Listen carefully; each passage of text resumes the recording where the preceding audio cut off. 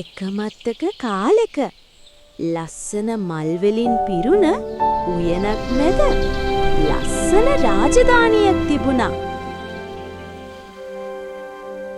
ඒ මාලිගාවේ ජීවත් වුණා හදවත වගේම මුහුණත් ලස්සන පුංචි කුමාරිකාවක්. ඒ කුමරිය මල්වලටත් කුරුල්ලන්ටත් පුංචි සතුන්ටත් ගොඩාක් ආදරේ කරුණාවන්තයි.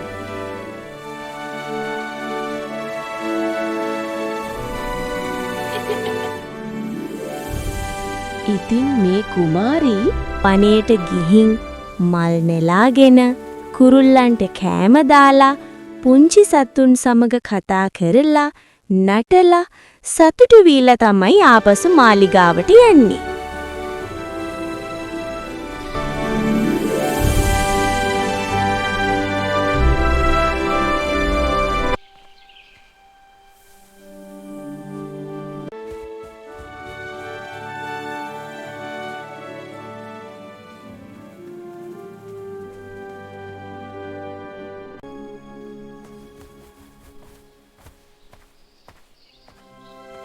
එක දවසක් මල් නෙලන්නට උයනට එන කුමරියට වනයේ තුල අඬන සද්දයක් ඇහුණා.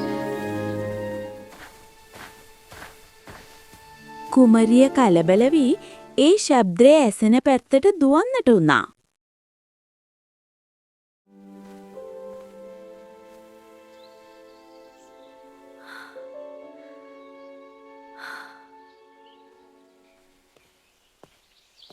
ඒ අඬන්නේ කවුද?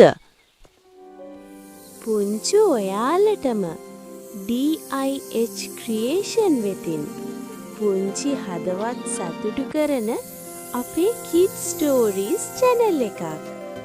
අදම subscribe කරන්න. පුංචි ලෝකයට ලොකු සතුටක් එකතු කරන්න. එන්න අප හා එක්වන්න.